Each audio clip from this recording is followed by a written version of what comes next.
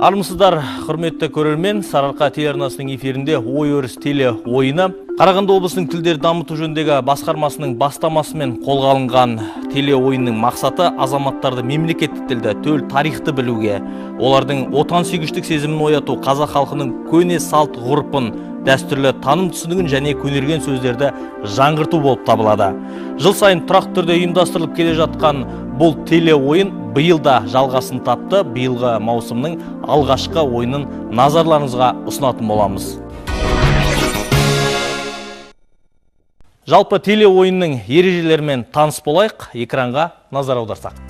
Теле ойынға облыстық және қалалық, аудандық мемлекеттік мекеме мамандары мен мемлекет меншігіндегі мекеме қызметкерлерінен құрылған командалар қатысады. Бір отбасы мүшелері де қатысуға рұқсат. Бірнеше мекеме бірлесе құрама топ жасақтауға болады. Әр топта топ басшысы мен мүшелері, жалпы саны 3 адам болады. Теле ойын төмендегідей кезеңдерден тұрады: таныстыру, елтаным, сөзтаным, ойтаным, қорытынды бағалау. Әр кезең бойынша қойылатын талаптарға ойын барысында толық тоқталатын боламыз. Енді командалармен таныс болсақ, бүгінгі ойынға келген команда мүшелері және капитандары кімдер? Білім шеберлері тобы, Қарағанды техникалық экономикалық колледжі. Арғынбаев Расул Қайыргелдіұлы, тарих пәнінің оқытушысы, топ жетекшісі. Жалғасбаева Ақбота Қайнарбек қызы, қазақ тілі мен әдебиеті пәнінің оқытушысы. Жанболат Гүлдана, география пәнінің оқытушысы. Болашақ тобы, Қарағанды Болашақ жоғарғы колледжі. Иманбеков Қайрат Берікболұлы, қазақ тілі мен әдебиеті пәнінің оқытушысы, топ жетекшісі. Бәкібаева Толғанай Бәкібайқызы, қазақ тілі мен әдебиеті пәнінің оқытушысы. Насырова Әсемгүл Қазбековна, тарих пәнінің оқытушысы. Енді бүгінгі ойында әр кезеңді саралап отыратын біздің сарапшымыз бар. Сымықова Асия Даниярқызы, Қарағанды қаласының Шырақ тіл оқыту орталығының директоры. Енді негізгі ережелермен таныстыңыздар, көрдіңіздер, түсінікті ғой. Қандай да бір сұрақтарыңыз бар ма? Өте жақсы. Ендеше бірінші кезеңдегі ел танымның ережесімен таныс болсақ, экранға назар аударайық. Кезең барысында тұлғалар, тарихи орындар, көрікті жерлер тақырыптарындағы ұяшық ішінен сұрақтар таңдалады. Топ мүшелері әр ұяшыққа қойылған сурет атауын тауып, ол туралы қысқаша сипаттама беру керек. Тұлғалар ұяшығында ел тарихында орны ерекше тұлғалардың суреттері қойылады. Дұрыс жауап 10 ұпай. Тарихи орындар ұяшығында ежелден келе жатқан түрлі күмбездер, мазарлар, ескерткіштер секілді нысандар көрсетіледі. Дұрыс жауап 20 ұпай. Көрікті жерлер ұяшығында еліміздегі өзен, көлдер, таулар секілді әдемі жерлердің, түрлі ғимараттардың суреттері көрсетіледі. Дұрыс жауап 30 ұпай. Егер сұрақты таңдаған топ жауап бере алмаса, келесі топ мүшелері жауап беруге мүмкіндігі бар. Әр сұраққа ойлануға 30 секунд уақыт беріледі.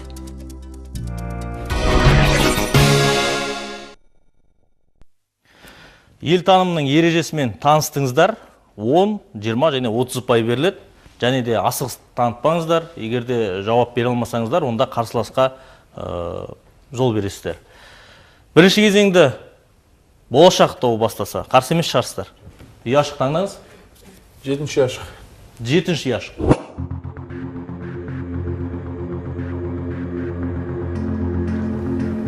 Жауап дайын болса, Қайрат мырза. Абай Құнанбайұлы. Я, өте дұрыс. Балы Абай, нақтырақ айтсақ, қазақтың ұлы ақыны, философ, биыл туғанына 180 жыл болды. Мерейтойын 1845 жылдың. Қошеметтеп қояқ бірінші сұраққа. Енді өздеріңізге кезек, ұяшық таңдаңыздар. 10-шы ұяшық. 10-шы ұяшық. Тұлғалар. Ақылдасып алыңыздар, 30 секунд уақыттарыңыз бар және нақты жауаптарыңыз. Так, айтатын бізде әріптесім. Жақсы? Бұл кісі Тәшенов Жұмабек Ахметұлы, экономика ғылымдарының докторы. Осы нақтылап айтатын болсам, мысалы, Хрущевтың осы үкімет басына келген кезде осы қазақ жерін кең деп көзіне түсіп, соны тарылтпақ ниетпенен қалаларды Ресей Федерациясына бермекші болады да, 5 аймақты. Сол кезде осы кісі қарсы шығып, егер де үкімет басындағылар жергілікті әкімдікпен ойласпай өздерінше шешім қабылдай беретін болса, онда КСРО-ның конституциясының қажеті жоқ деп осылай қарсы шығып, осы қазақ жерлерін алып қалған тұлғалардың бірі. Өте тамаша, толыққанды жауап бердіңіздер. Қошемет деп қояйық. Болашақ тобы? 12-ші. 12-ші ұяшық. Бұл біздің бабамыз Қазбек би. Қаз дауысты Қазбек би. Өте тамаша, дұрыс жауап. Қошемет. Кезек өздеріңізде. 15-ші ұяшық. 15-ші ұяшық таңдайық. Ашайық. Кім?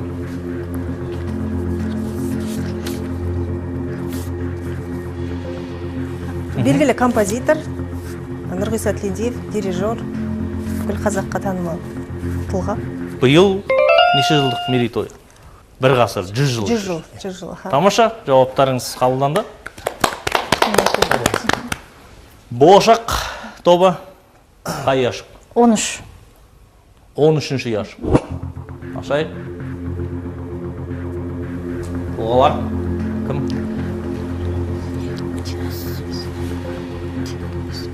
Ойлануға уақыт бар, команда топпен ақылдасып, асығыстық танытпай жауап беру керек, толыққанды. Келесі қарсылас командада бұл дұрыс, осылайша ақылдасып, қазір дұрыс жауап бермеген жағдайда сіздер дайын тұрыңыздар. Жауап бар ма? Жауап бар, бұл біздің ойымызша Құрманғазы Сағырбайұлы. Күйші. Жоқ, келесі командаға мүмкіндік берейік. Біздің ойымызша бұл жерлесіміз, ақын, әнші Мәди Бапиұлы. Осы Бұхара халықтың құқығын қорғаймын деген. Композитор, ақын. Енді таңдау өздеріңізде? 2-ші ұяшық. 2-ші ұяшықты ашайық.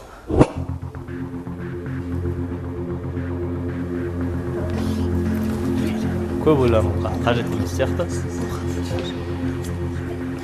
Мен айтатын болдым, бұл Бауыржан Момышұлы, ұлы тұлға, Панфилов дивизиясынан шыққан, Нишагу назад, Москваны қорғаған адам, 316 дивизияны. Өзінің стратегиясы бар, спираль деген. Израиль мемлекеті соны қолданып отыр. Біздің қаһарман батыр ғой, қазақтан шыққан. Куба мемлекеті де қолданды, өксін тактикасы. Тамаша, жауап толыққанды қазақтың батыры Бауыржан Момышұлы.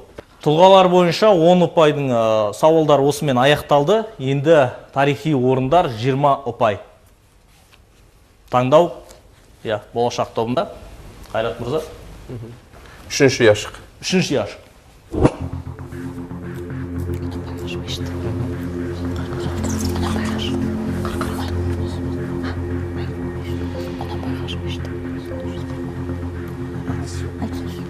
Жауап бар ғой, Бұл Қарқаралы қаласында орналасқан Құнанбай қажы мешіті.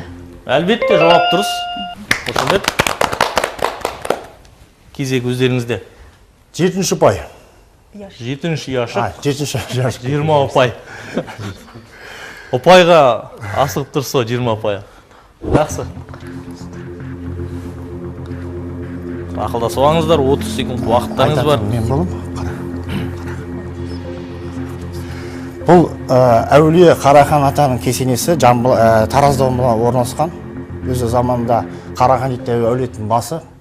Айша бейбі оның жары болады, Зеңгі бабаның қызы, осыған тұрмысқа шығам деп қайтыс болады. Бұл кісі ислам дініне бүкіл түрік халықтарын кірді сол заманда. Тамаша, тарихты жақсы біледі екенсіз. 7 атадан тарқаттыңыз ғой. Тамаша, енді болашақ тобына. 9-ші ұяшық. 9-ші ұяшықты ашсақ. Мінекей сурет назарларыңызда. Кеңесіп алыңыздар. Дайын. Жақсы. Қозы менен баяндай бір молада өлсем ай деп айтады. Қозы көрпеш баян сұлу, Аягөз қаласында. Ескерткіші, жақсы. Түсінікті, рахмет, жауаптарыңыз дұрыс, толыққанды жауап. 12-ші ұяшық. 12-ші ұяшықты ашып көрсетегенде ше.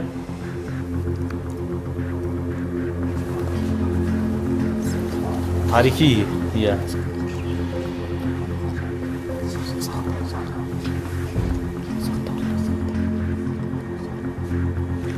Кеңес алыңыздар, кеңес алдық, ақылдастық. Аха. Бұл біздің Бұқар жырау бабамыздың кесенесі.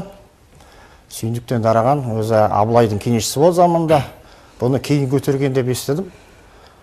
Зиратны. Сол зиратшылар осында келеді екен. Осы неден Павлодар облысы мен Қарағанды облысына Керей деген жерде сол Баянауыл ауданында орналасқан кесене, Бұқар жыраудың кесенесі.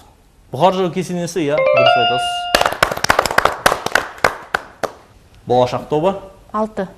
6-шы яшық. Мінекей сурет назарларыңызда.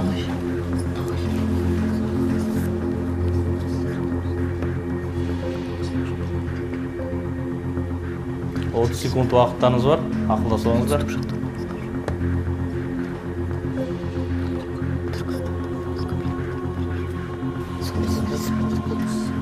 Бекет ата. Орналасқан жері? Маңғыстау. Маңғыстау облысы, иә, дұрыс айтасыздар. Бекет ата мешіті. Қошеметтеп қояйық. Команда болып алып шықтыңыздар, иә? Иә, тамаша. Енді сіздерге кезек. 4-ші яшық. 4-ші яшық. Кеңес болыңыздар. Асықпаңыздар.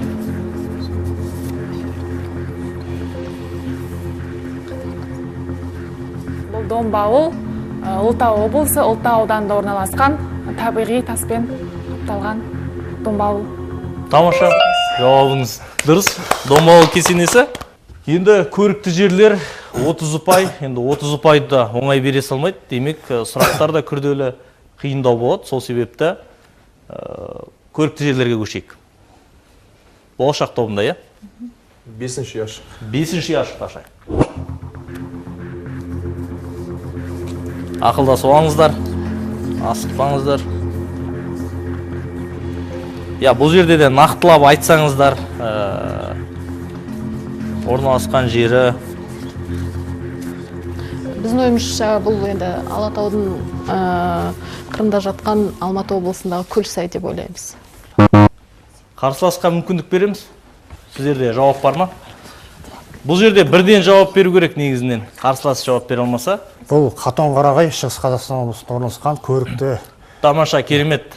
Толыққанды жауап. Қатон-Қарағай, Шығыс Қазақстандағы көрікті жерлердің бірі. Таңдау өздеріңізде? 7-ші яшық. 7-ші яшық. Таңдайық.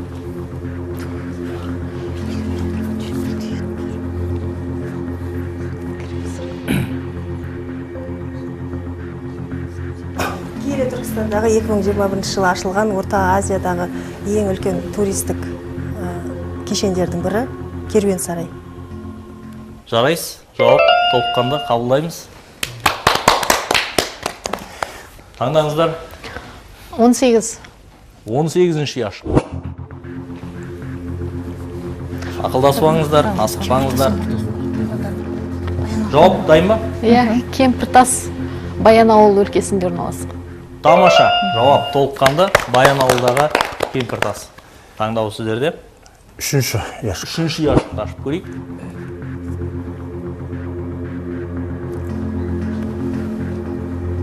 Ақылдасуаңыздар. Енді айтатын болсақ, бұл Көкшетау жеріндегі, Бурабайдағы жердегі Абылайдың алаңы. Заманында осы жерге әскер жинап, жаңағыдай Абылайдың бұйрығы жүрген жері. Тамаша, жауап дұрыс. Қошеметтеп қояйық. Болашақ тобы. 12. 12-ші яшықты ашып көрсетейік.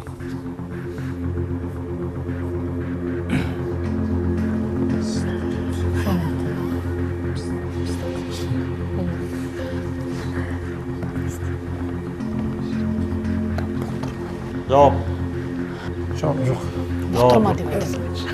Қарсыласқа мүмкіндік? Біз мүмкіндік бойынша таулы аймақтар жетісу жағы емес пе? Сондай деп ойлаймын. Нақты жауап керек. Бар ма? Жоқ, иә, жауап.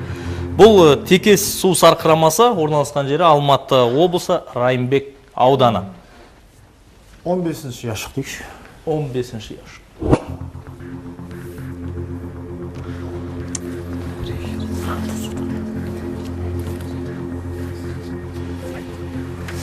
Біз ақылдастық.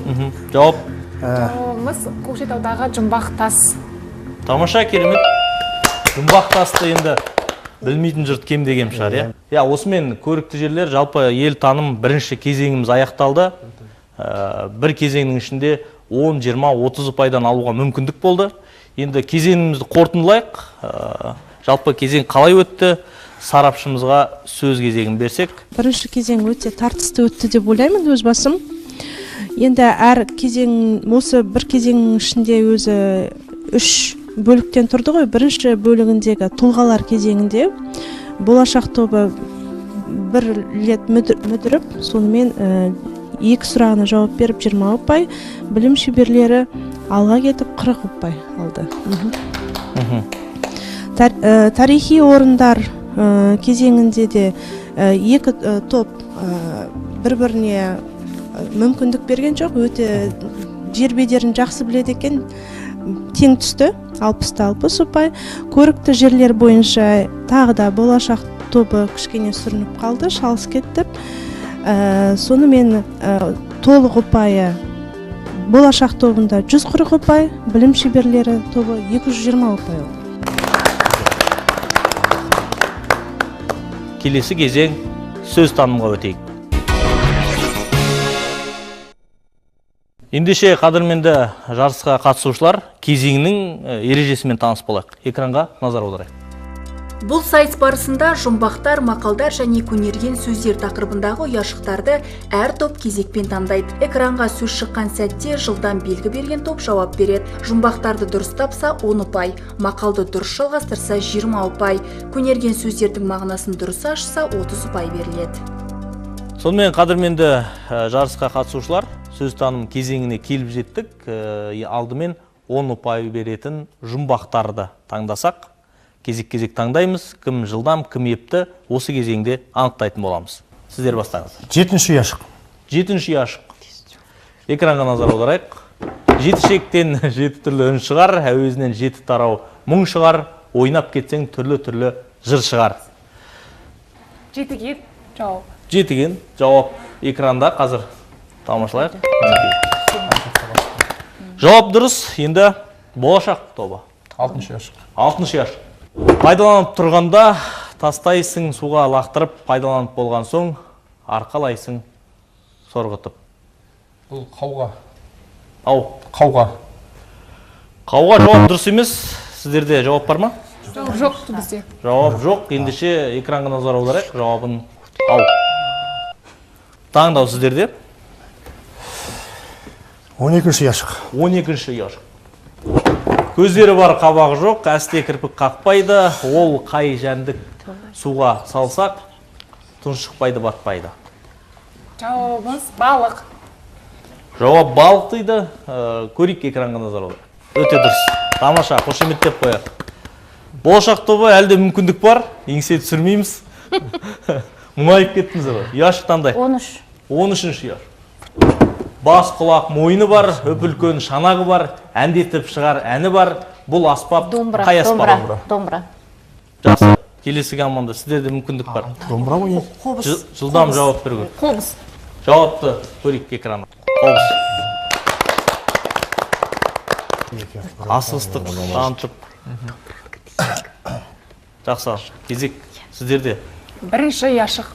1-ші ұяшықты ашып көрейік. Шомылған баланы аймалап алады, сипайды қолында, сипайды жонында. Жылдам танытты, Сүлгі. Сіздер жауап. Сүлгі. Сүлгі. Баланы, не қылады? Жауабын көрейік экранға назар аударып. Дұрыс. Тамаша. Кезек болашақ тобында. 8-ші ұяшық. 8-ші ұяшық. Қол жоқ, сөз жоқ, бірақ тісі бар, басың менен ісі бар. Жылдам танып қай топ? Біздің жауабымыз тарақ. Жауабын экраннан тамашалайық. Дұрыс, тамаша.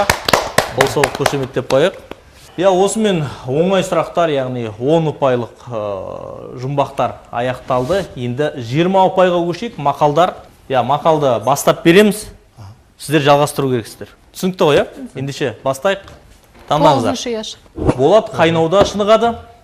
Ер майданда шынығады. Ер батыр майданда шынығады. Назар аударайық. Иә. Қабылдауға болады, иә, дұрыс. 20 ұпайлық мақалдарды жақсы бастадыңыздар. Болашақ тобына сәттілік деп қойық. Сіздер жалғастырасыздар. 7-ші яшық.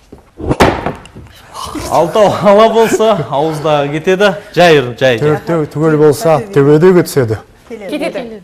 Толыққан жауапты көрейік. Төртеу түгел болса, төбедегі келеді. Жақсы? Қошемет? Қабылдан. Болашақ. 4-ші яшық. 4-ші яшық таңдап отыр. Болашақ тобы. Батыр жауда сыналады. Шешен дауда сыналады. Қабылдауға болады дейді сарапшымыз. Батыр жауда сыналады, дана дауда сыналады. Я, дана шешен дейді. Бірақ нақтырақ жауап беруге тырысу керек. Жалпы синоним. Я, сарапшы қабылдады. Ендеше жалғастырайық. 3-ші яшық. 3-ші яшықты ашып көрейік. Аздың азаншысы болғанша, Көптің қазаншысы бол. жауабын көрік толыққанды. Аздың азаншысы болғанша, көптің қазаншысы. Дұрыс жауап. 10-ші яшық. 10-шы яшықты ашып көрейік. Еңбек ерлікке жеткізер. Ерлік елдікке жеткізер. Толық жауабын экранға берсек, ерлік елдікке жеткізер. Тамаша. Таңдаңыздар. Қай яшық? 5-ші яшық. 5-ші яшықты ашып көрейік. Өсер жастың алдын кеспе. Өсер жастың алдын кеспе, өсер ағаштың басын кеспе. Толық жауабын көріп, өсер ағаштың басын кеспе. Дұрыс. Тамаша. Жылдамдық таныта білді. Осымен мақалдарды тәмамдаймыз. 10 ұпайды еңсердік, 20 ұпайды да түгендедік. Енді 30 ұпайлық, яғни көнерген сөздерді. Бұл жерде жақсы мүмкіндік. Болашақ тобы сіздерге. Енді өткен кезеңде бар, 2 сұраққа жауап бере алмадыңыздар. Бұл кезеңде де сол себепті. Көнерген сөздер, бұл жерде ереже, яғни қазақтың көнерген сөздерін жеткізу, мағынасын жеткізу. Ол қандай сөз, жаңағындай бір синоним сөздермен түсіндіріп, айтып беру керексіздер. Түсінікті ғой, Сосын дауласудың қажеті жоқ. Бұл жерде сарапшы ханым бар, сол кісінің пікіріне жүгінеміз. Нақты төрелігін айтып отырады. Сонымен, қадірменді көрермен және жарысқа қатысушылар көнерген сөздер бойынша яшық таңдайық. 7-ші яшық. 7-ші яшық. Шоң сөзінің мағынасын түсіндіріп берсеңіздер. Шоң байбек.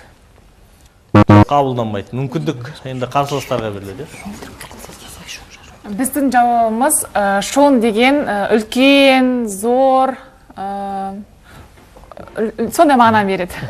Шоңырын деп айтады. Шон орын. Экранға назар аударайық ендеше. Үлкен, зор, жуан.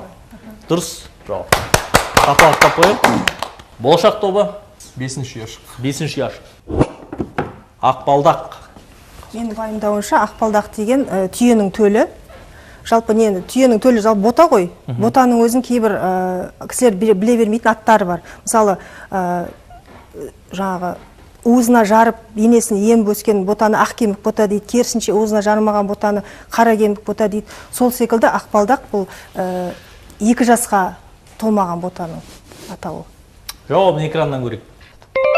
2 жасқа дейінгі бота. Дұрыс. 9-ші яшық. 9-шы яшықты ашып көрейік. Тебін. Болашақ тобы танытты. Тебін мал жайылатын жері ғой. Қыстағы мал жылқы тұяғымен ашып, тиіп, астындағы шөпті жесе, сол Мал тебін жесе. Жақсы. Тұяқты мал аршып жейтін қар астындағы шөп, қысқы жайылым ғой, қысқаша айтқанда. Дұрыс жауаптарыңыз. 12-ші яшық. 12-ші яшықты ашып көрейік. Шикөкпе. Болашақ тобы жылдамдық танытқан екен. Шикөкпе адам дейді, өкпелегіш адам, ренжігіш адам. Қарсыласқа мүмкіндік береміз. Негізі көнерген сөздің бәрі жас бала, сонда нәрестені айтады шикөкпе деп. Шикөкпе жас бала нәресте екен. Келесі яшық таңдайық. 15. 15. Қолтық сүйер. Болашақ тобы ғой, не жылдамдық танытты? Болашақ тобы. Кәде. Құданың Кәде. Бұл енді біздің той томалақта қолданылатын кәделердің бірі құдалыққа байланысты деп айта аламын. Құданың қолдығынан сүйгенде саған беретін кәде сый. Жауабын көрейік. Құданың қолтығынан сүйгені үшін алатын кәде. Дұрыс. Жауап толыққанды. Бізде енді соңғы ұяшық қалды, таңдау сіздерде. 18-ші ұяшық. 18-ші ұяшық. Қозы жауырын. Қозы жауырын көш қой. Қозы жауырын көш дейді, яғни. Жоқ, қарсыласқа береміз мүмкін. Жауап толыққанды емес. Біздің жауабымыз қозы жауырын деген, үлкендігі қозының жауырындай болатын жебе, жауынгерлерге тән қарудың бір түрі болып табылады. Жауапты экранға берейік. Ортасы қырланған, 200-ді жалпақ оқ жебе. Жақсы, осымен кезеңімізді қорытындылайық. Жалпы кезең қалай өтті? Қандай жауаптар болды? Қайсы дұрыс, қайсы бұрыс? Сарапшы пікіріне назар аударсақ. Бұл кезеңде өте тартысты өтті. Білім шеберлері жұмбақтар кезеңінде шаң қаптырып кетті. Болашақ тобын барлық ұпайды өздері алды десек болады, 50 ұпайды. Жұмбақтар тобы өкініштісі ешқандай ұпай алмады. Екінші кезең мақал кезеңінде екі топта беріспей тең түсті, 60-60. Көнерген сөздер кезеңінде болашақ тобы 60 ұпайға ие болды, ал білім шеберлері 120 ұпайға ие болды. Енді жалпы барлық ұпайларын есептейтін болсақ, бірінші, екінші кезеңдерінің қорытындысы бойынша болашақ тобы 260 ұпайға ие болса, білім шеберлері 450 ұпайға ие. Жақсы, рахмет, түсінікті. Ендеше теле ойынымыздың соңғы кезеңі ой танымға кезек берсек. Бұл кезеңде топ басшылары ғана сынға түседі. Қойылған сұраққа я немесе жоқ деп қана жауап беру керек. Түсінікті ғой? Қысқа нұсқа, талап осындай. Ендеше ережесімен танысып алайық, экранға назар аударсақ. Бұл кезең топ басшыларының сайысы болып табылады. Топ жетекшісі экранда көрсетілген екі ұяшықтың бірін таңдап, ондағы 10 сұраққа тек я немесе жоқ деп жауап береді. Әр дұрыс жауапқа 10 ұпай. Сұрақтар ел тарихы, салт дәстүр, еліміздің қол жеткізген жетістіктері, көрнекті тұлғалар және тілге қатысты заңнамалар туралы қойылады. Бұл кезеңде енді капитандар топ жетекшілері сынға түсетіндігін айттық. Я жоқ деп жауап береміз. Ендеше болашақ тобы бастысы, болашақ тобы, капитан Қайрат мырза. Ұяшық таңда. Екінші ұяшық. Екінші ұяшық. Қазақстан қызғалдақтың отаны ма? Тәжікстан, Өзбекстан, Түркменстан елдерінде латын графикасы қолданыста ма? Қарағанды облысы 1934 жылы құрылған ба? Жоқ. Абылай қазақтың соңғы ханы ма? Жоқ. Құтадғу білік кітабын Жүсіп Баласұғын жазған ба? Қазақстан азаматы болып 18 жастан бастап қана саналады ма? Жоқ. Міржақып Дулатұлы 5 арыстың бірі ме? Заңға сәйкес көрнекі ақпарат пен жарнама мәтіні мемлекеттік тілмен қатар орыс тілінде болуы міндетті ме? Жоқ. Сырға той ұл балаға қатысты салт па? Екінші дүниежүзілік соғыс 1941 жылы басталды ма? Жоқ. Осымен 10 сұрақ қойылды. Сарапшымыз түртіп жазып алды. Енді бірінші ұяшықтың сұрақтарын қоятын боламыз. 23 қыркүйек Қазақстан халқы тілдері күні ме? Жоқ. Шоқан Уәлиханов Ресей елінде қайтыс болды ма? Жоқ. Ең алғашқы жылқы қазақ жерінде үйретілген бе? Қазақстанда 2 сағаттық белдеу бар, дұрыс па? Дұрыс. Қазақстан 5 мемлекетпен шекаралас, дұрыс па? Дұрыс. Қазақтың көнеден келе жатқан шыр ойыны садақ атуға қатысты ма? Жоқ. Сұлтан Бейбарыс Мәмлүк мемлекетінің бірінші сұлтаны ма? Жоқ. Орталық Азиядағы ең үлкен кітапхана Отырар қаласында болғаны рас па? Рас. Немесе жоқ деп.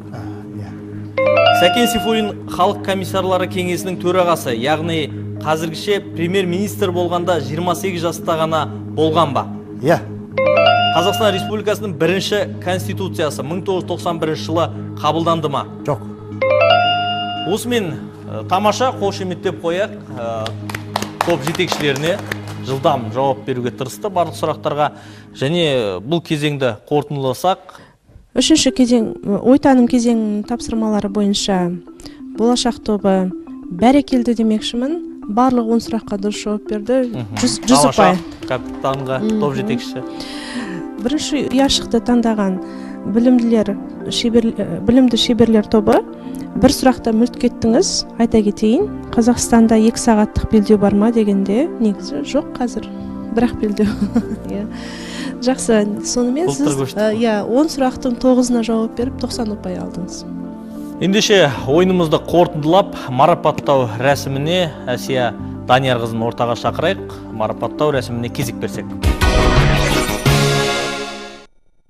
Енді қорытынды есепті айтатын болсақ, болашақ тобы сіздер жалпы 360 ұпайға ие болдыңыздар, білім шеберлері 540 ұпайға, сөйтіп алға шықтыңыздар.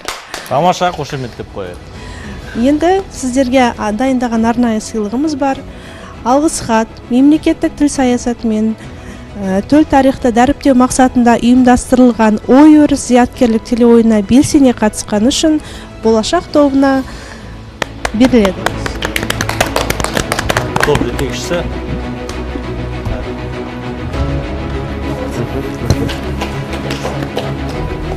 Осын естелікке арнайы кітап облыстық тілдерді дамыту жөніндегі басқармасына рахмет.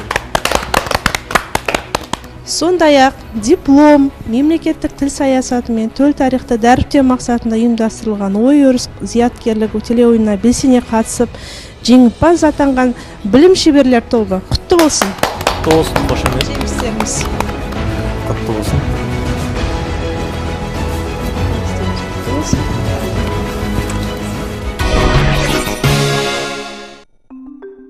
Осымен бүгінгі ойынымыз аяқталды. Алтын уақыттарыңызды қиып, арнамызға келіп, телеойынға қатысқандарыңызға мыңда бір алғыс айтамыз. Бүгінге осы, келесі кездескенше күн жақсы болсын.